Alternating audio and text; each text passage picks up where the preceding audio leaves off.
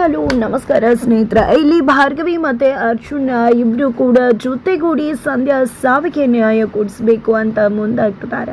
ಹಾಗಿದ್ರೆ ಒಂದಷ್ಟು ಸಾಕ್ಷಿಗಳನ್ನ ಕಲೆ ಹಾಕಿರ್ತಕ್ಕಂಥ ಭಾರ್ಗವಿಗೆ ನಿಜವಾಗ್ಲೂ ತಪ್ಪು ಮಾಡಿದ್ಯಾರು, ಸಂಧ್ಯಾನ ಸಾಯಿಸಿದ್ಯಾರು, ಎಲ್ಲವನ್ನ ಕೂಡ ತಿಳ್ಕೊಂಡೇ ಬಿಡ್ತಾಳೆ. ಎಲ್ಲವೂ ಕೂಡ ಗೊತ್ತಾಗೇ ಬಿಡುತ್ತೆ. ಏನಾಯಿತು ಏನು ಕತೆ, ಇದು ಎಲ್ಲವನ್ನ ಕೂಡ ತಿಳ್ಕೋಬೇಕು ಅಂದರೆ ಈಗಲೇ ನಮ್ಮ ಈ ಚಾನಲ್ನ ಸಬ್ಸ್ಕ್ರೈಬ್ ಮಾಡಿ, ಹಾಗೆ ಒಂದು ವಿಡಿಯೋವನ್ನು ಪೂರ್ತಿಯಾಗಿ ನೋಡೋದನ್ನು ಯಾವುದೇ ಕಾರಣಕ್ಕೂ ಕೂಡ ಮರಿಬೇಡಿ.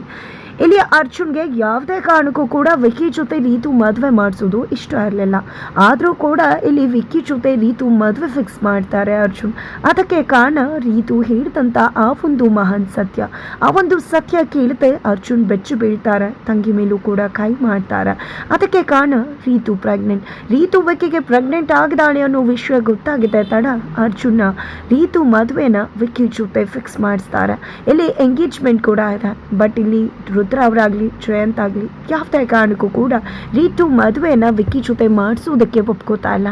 ಆಗ ಅರ್ಜುನ್ ಹೇಳ್ತಕ್ಕಂಥದ್ದು, ನಿಮ್ಮ ಮರ್ಯಾದೆಗಿಂತ ಮಗಳ ಜೀವ ಮುಖ್ಯನಾ ಅಥವಾ ಇಲ್ವಾ ಅನ್ನೋದನ್ನು ನೀವೇ ಯೋಚನೆ ಮಾಡಿ, ಮಗಳ ಜೀವನ ಅಥವಾ ಮರ್ಯಾದೆನ ಅಂತ ಹೇಳಿ ಅರ್ಜುನ್ ಹೇಳಿ ಹೋಗ್ಬಿಡ್ತಾರೆ.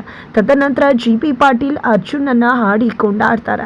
ನನ್ನ ಮಾತಿಗಾದರೂ ಬೆಲೆ ಕೊಡಲಿಲ್ಲ ನೀನು, ಪರವಾಗಿಲ್ಲ, ನಿನ್ನ ತಂಗಿಗಾದರೂ ಬೆಲೆ ಕೊಟ್ಟು ಅವಳ ಭವಿಷ್ಯನ ಉದ್ಧಾರ ಮಾಡೋಕ್ಕೆ ಮುಂದಾಗ್ತದೆಯಲ್ಲ, ಅವಳ ಮಾತಿಗೆ ಮನಸ್ಗಾದ್ರೂ ಬೆಲೆ ಕೊಡ್ತಿದ್ದಲ್ಲ.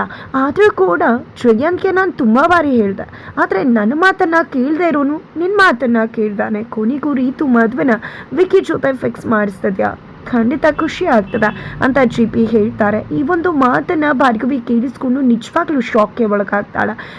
ಅವಳು ಗೊತ್ತಿದೆ ವಿಕ್ಕಿ ಏನು ಅನ್ನೋದು ಅರ್ಜುನ್ ಗೊತ್ತು ಅಂತ. ಆದರೂ ಕೂಡ ಯಾಕೆ ಅರ್ಜುನ್ ರೀತು ಮದುವೆನ ವಿಕ್ಕಿ ಜೊತೆ ಫಿಕ್ಸ್ ಮಾಡಿಸ್ದ, ಇದರಿಂದ ಏನಿರಬಹುದು ಅಂತ ಅಂದ್ಕೊಂಡಿದ್ದೆ. ಅರ್ಜುನನ್ನು ಪ್ರಶ್ನೆ ಮಾಡ್ತಾಳೆ.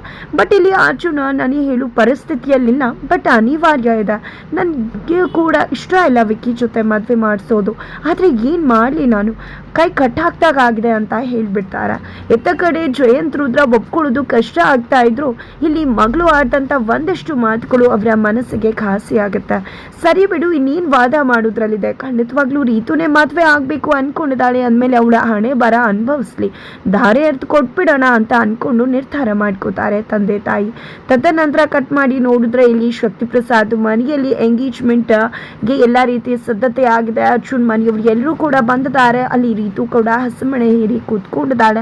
ಅಲ್ಲಿ ಬೃಂದ ನನ್ನಿಂದಾನೇ ಅಲ್ವಾ ಇಷ್ಟೆಲ್ಲ ಆಗ್ತಿರೋದು, ನಾನು ಕೊಟ್ಟ ಐಡಿಯಾ ನೋಡು ಎಷ್ಟು ಚಂದ ವರ್ಕೌಟ್ ಆಯಿತು, ಅರ್ಜುನ್ ಜೊತೆ ಮಾತನಾಡಿದ್ರೆ ಖಂಡಿತವಾಗ್ಲೂ ಕೆಲಸ ಆಗತ್ತೆ ಅಂತ ಹೇಳಿದೆ. ಅದೇ ರೀತಿ ಅರ್ಜುನ್ ಜೊತೆ ಮಾತಾಡಿದ್ರಿಂದ ಇವತ್ತು ನಿನ್ನ ಕೆಲಸ ಆಗಿದೆ ಅಂತ ಹೇಳ್ತಿದ್ದಾರೆ. ಹೌದು, ಅದಕ್ಕೆ ನಿಮ್ಮಿಂದಾನೇ ಇಷ್ಟೆಲ್ಲ ಆಗಿದ್ದು. ಮನೆಯಲ್ಲಿ ಯಾರು ಕೂಡ ನನ್ನ ಬಗ್ಗೆ ಯೋಚನೆ ಮಾಡೋದಿಲ್ಲ, ಬಟ್ ನೀವಾದರೂ ನನ್ನ ಬಗ್ಗೆ ಯೋಚನೆ ಮಾಡ್ತೀರಾ ಅಂತ ತುಂಬಾ ಖುಷಿ ಆಗತ್ತೆ ಅಂತ ರೀತು ಹೇಳ್ತಾರೆ. ಬಟ್ ಆದರೆ ಬೃಂದಾಗೆ ತುಂಬಾ ಕ್ಯೂರಿಯಾಸಿಟಿ. ನಾನು ಇವಳಿಗೆ ಅರ್ಜುನ್ಗೆ ಒಪ್ಸು ಅಂತ ಹೇಳ್ದೆ, ಆದರೆ ಏನು ಇಟ್ಕೊಂಡು ಅರ್ಜುನ್ ಒಪ್ಸಿದ್ಲು, ಜಸ್ಟ್ 2 ದಿನದಲ್ಲಿ ಅರ್ಜುನ್ ಹೇಗೆ ಮದುವೆ ಫಿಕ್ಸ್ ಮಾಡೋಕ್ಕೆ ಸಾಧ್ಯ ಆಗುತ್ತೆ ಅಂತ. ಅದೇ ಕಾರಣವನ್ನು ಇಲ್ಲಿ ರೀತು ಹತ್ರ ಬೃಂದ ಕೇಳಿದಾಗ ರೀತು ಯಾವುದೇ ರೀತಿಯ ಸುಳಿವನ್ನು ಬಿಟ್ಕೊಡೋದಿಲ್ಲ, ಸತ್ಯವನ್ನು ಹೇಳೋದಿಲ್ಲ. ಹಾಗೆ ಹೇಳೋದು ಒಂದೇ, ನಾನು ವಿಕ್ಕಿನ ಬಿಟ್ಟು ಬದುಕಲ್ಲ ಅಂದೆ ಅಂತ. ಆದರೆ ಅದನ್ನು ನಂಬೋದು ಖಂಡಿತ ಬೃಂದಾಗೆ ತುಂಬ ಅಂದರೆ ತುಂಬಾ ಕಷ್ಟ ಆಗ್ತದೆ.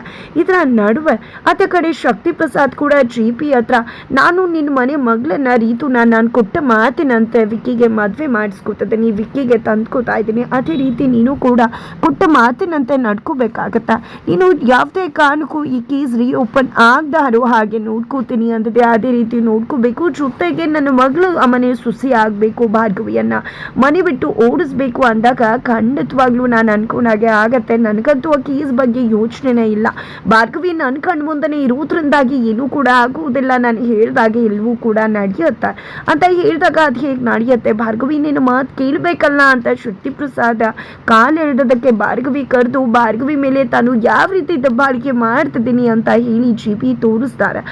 ಅವಳೆ ಗೂಳಿ ಥರ ನುಗ್ತಿದ್ದವಳು ಈ ರೀತಿಯಾಗಿ ಸೈಲೆಂಟ್ ಆಗಿಬಿಟ್ಟಿದ್ದಾಳಲ್ಲ ಅಂತ ಹೇಳಿ ಶಕ್ತಿ ಪ್ರಸಾದ್ಗೂ ಅನ್ಸುತ್ತೆ. ಬಿಕಾಸ್ ತುಂಬಾ ಡೌನ್ ಟು ಅರ್ಥಲ್ಲಿ ತಲೆ ತಗ್ಸಿ ಬಗ್ಸಿ ಮಾತನಾಡ್ತಿದ್ದಾರೆ ಭಾರ್ಗವಿ. ತದನಂತರ ಭಾರ್ಗವಿ ಆ ಒಂದು ಎಂಗೇಜ್ಮೆಂಟನ್ನು ಅಟೆಂಡ್ ಮಾಡಿದ್ದೆ ವಿಕ್ಕಿಯ ಒಂದು ರೂಮ್ನಲ್ಲಿ ಏನಾದರೂ ಸುಳಿವು ಸಿಗ್ಬೋದಾ, ಸಂಧ್ಯಾ ಸಾವಿಗೆ ಸಂಬಂಧಪಟ್ಟ ಪ್ರೂಫ್ಸ್ ಕಲೆಕ್ಟ್ ಮಾಡ್ಕೋಬಹುದಾ ಅಂತ. ಅದೇ ರೀತಿಯಾಗಿ ಇಲ್ಲಿ ವಿಕ್ಕಿ ಮತ್ತು ರೀತು ನಡುವೆ ಎಂಗೇಜ್ಮೆಂಟ್ ನಡೀತಾ ಇದ್ರೆ ಅತ್ತ ಕಡೆ ಭಾರ್ಗವಿ ವಿಕ್ಕಿ ರೂಮ್ಗೆ ಹೋಗಿದ್ದೆ. ತಲೆ ಕೂದಲು, ಫಿಂಗರ್ ಪ್ರಿಂಟ್ ಸಿಗ್ತಕ್ಕಂಥ ಒಂದಷ್ಟು ವಸ್ತುಗಳು ಎಲ್ಲವನ್ನ ಕೂಡ ಕಲೆಕ್ಟ್ ಮಾಡ್ಕೋತಾರೆ. ಇತ್ತ ಕಡೆ ರೀತುಗೋಸ್ಕರ ವಂದನಾ ಡೈಮಂಡ್ ರಿಂಗ್ ಅನ್ನ ತಗೊಂಡು ಬಂದಿದ್ರೆ ಇಲ್ಲಿ ಎಷ್ಟು ಅದೃಷ್ಟ ಮಾಡಿದ್ಯಾ ರೀತು, ಅದಕ್ಕೆ ನನಗೆ ಡೈಮಂಡ್ ರಿಂಗ್ ಕೊಡ್ತಾರೆ ಅಂದ್ರೆ ಎಷ್ಟು ಖುಷಿಯಾದ ವಿಷಯ ಅಂತ ಬೃಂದ ಹೇಳ್ತಿದ್ದಾರೆ. ತದನಂತರ ಇಲ್ಲಿ ಅರ್ಜುನ್ ಕೂಡ ರಿಂಗ್ ಹಾಕು ರೀತು ಅಲ್ಲೇ ಇಟ್ಟಿದ್ದೀನಿ ಅಂದಾಗ ರಿಂಗ್ ಕೂಡ ತರೋಕ್ಕಾಗಿಲ್ವಾ, ರೀತು ತಂದೆ ತಾಯಿಗೆ ಅಷ್ಟು ಕಂಡೂರ್ ಮನೇಲೆ ಇಟ್ಕೊಂಡು ಅಷ್ಟು ಗತ್ಕೆಟ್ಟು ಹೋಗಿದ್ದಾರೆ ಅಂತೆಲ್ಲ ಮಾತನಾಡ್ತಾರೆ. ನಿಜವಾಗ್ಲೂ ಜಯಂತ್ ರುದ್ರಾಗೆ ತುಂಬಾನೇ ನೋವಾಗುತ್ತೆ. ಅದಕ್ಕಿಂತ ಜಾಸ್ತಿ ನೋವಾಗ್ತಕ್ಕಂಥದ್ದು ಇಲ್ಲಿ ತಾಂಬೂಲ ಶಾಸ್ತ್ರವನ್ನ ಬದಲಾಯಿಸ್ಕೋಬೇಕಾದಾಗ ಮನೆಯವರು ಹಿರಿಯರ ಹತ್ರ ತಾಂಬೂಲ ಶಾಸ್ತ್ರವನ್ನ ಬದಲಾಯಿಸ್ಕೋಬಹುದಾ ಅಂತ ಶಕ್ತಿ ಪ್ರಸಾದ್ ಕೇಳ್ತಾರೆ. ಇಲ್ಲ ಬದಲಾಯಿಸ್ಕೋಬಹುದು, ಆದ್ರೂ ಕೂಡ ಅಪ್ಪ ಅಮ್ಮ ಇದ್ದಾರೆ ಅಂದಮೇಲೆ ಅವ್ರು ಬದಲಾಯಿಸ್ಕೊಂಡ್ರೆ ಒಳ್ಳೇದಾಗತ್ತೆ ಅಂದಾಗ ಇಲ್ಲಿ ಬೇಡ, ನಾನು GP ಹತ್ರನೇ ಬದಲಾಯಿಸ್ಕೋತೀನಿ, ಇವ್ರ ಹತ್ರ ಬದಲಾಯಿಸ್ಕೊಳ್ಳೋಕೆ ನನಗೆ ಇಷ್ಟ ಇಲ್ಲ ಅಂತ ಶಕ್ತಿ ಪ್ರಸಾದ್ ಕೂಡ ಮಗದೊಮ್ಮೆ ಅವಮಾನ ಮಾಡ್ತಾರೆ ರುದ್ರ ಮತ್ತೆ ಜಯಂತ್ ಅವ್ರಿಗೆ.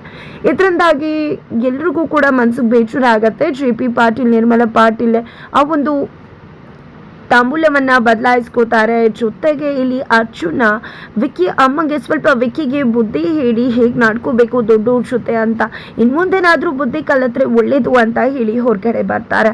ಇತ್ತ ಕಡೆ ಅರ್ಜುನ ಹತ್ರಕ್ಕೆ ತಂಗಿ ಬಂದಿದೆ, ಅಣ್ಣ ತುಂಬಾನೇ ಥ್ಯಾಂಕ್ಸ್ ಅಣ್ಣ, ಇನ್ನೇನೆಲ್ಲ ಅಂದಿದ್ರೆ ಖಂಡಿತ ಇಷ್ಟು ಬೇಗ ನಮ್ಮ ಎಂಗೇಜ್ಮೆಂಟ್ ನಡೀತಾ ಇರಲಿಲ್ಲ ಅಂದಾಗ ಪರವಾಗಿಲ್ಲ, ನೀನು ಖುಷಿಯಾಗಿರೋದಷ್ಟೇ ಮುಖ್ಯ, ಆದರೆ ವಿಕ್ಕಿ ಬದಲಾಗಬೇಕಾಗಿದೆ ವಿಕ್ಕಿ ಅಂತ ಹೇಳ್ತಿದ್ದಾಗೆ ವಿಕ್ಕಿ ಅಲ್ಲಿಗೆ ಬರ್ತಾರೆ. ನನಗೂ ನಿಮ್ಮ ಬಗ್ಗೆ ಸಿಟ್ಟಿದೆ, ಆದರೂ ಕೂಡ ನಾನು ಮರ್ತಿದ್ದೀನಲ್ವಾ, ಅದೇ ರೀತಿ ನೀವು ಕೂಡ ನನ್ನ ಬಗ್ಗೆ ಇರೋ ಸಿಟ್ಟನ್ನು ಮರೆತು ಇದ್ರೆ ಚೆನ್ನಾಗಿರತ್ತೆ ಅಂದಾಗ ನೀನೀಗ ಒಂದು ಜವಾಬ್ದಾರಿ ಹೊರಬೇಕಾಗಿಲ್ಲ, ಎರಡು ಜವಾಬ್ದಾರಿಗಳನ್ನು ಹೊರಬೇಕಾಗುತ್ತೆ, ಒಂದು ತಂದೆಯಾಗಿ ಒಂದು ಗಂಡನಾಗಿ ಅಚ್ಚುಕಟ್ಟಾಗಿ ನಿಭಾಯಿಸು ಅಂತ ಹೇಳ್ತಿದ್ದಾರೆ.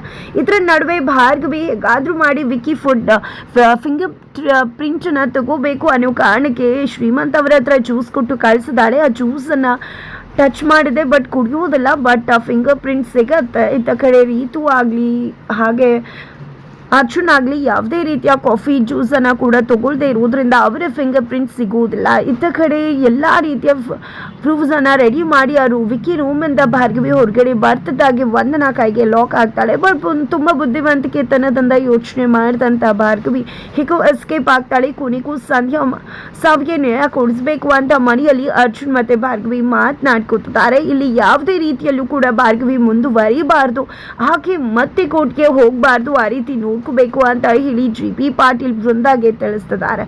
ಬೃಂದಾ ಕೂಡ ತನ್ನ ತಂಗಿನೇ ತನ್ನ ಶತ್ರು ಅಂತ ಅನ್ಕೊಂಡಿದ್ದು ಇಲ್ಲಿ ಆಕೆಯ ಬದುಕನ್ನೇ ಹಳ್ಳ ಹಿಡಿಸ್ಬೇಕು ಅಂತ ಹೇಳಿ ಮುಂದಾಕಿರ್ತಕ್ಕಂಥ ಬೃಂದ ಹೇಗಾದ್ರೂ ಮಾಡಿ ಅರ್ಜುನೇ ಭಾರ್ಗವಿಯನ್ನ ಕುತ್ತಿಗೆ ಹಿಡಿದು ಹೊರಗಡೆ ದಬ್ಬಬೇಕು, ಆ ರೀತಿ ಮಾಡ್ತೀನಿ ಅಂತ ಪಣ ತೊಡ್ತಿದ್ದಾರೆ. ಹಾಗಿದ್ರೆ ಏನಾಗುತ್ತೆ ಮುಂದೆ ತಿಳ್ಕೋಬೇಕು ಅಂದರೆ ಈಗಲೇ ನಮ್ಮ ಈ ಚಾನಲ್ನ ಸಬ್ಸ್ಕ್ರೈಬ್ ಮಾಡಿ, ಹಾಗೆ ಮುಂದಿನ ವಿಡಿಯೋಗೋಸ್ಕರ ವೇಟ್ ಮಾಡೋದನ್ನು ಯಾವುದೇ ಕಾರಣಕ್ಕೂ ಕೂಡ ಮಾಡಿ.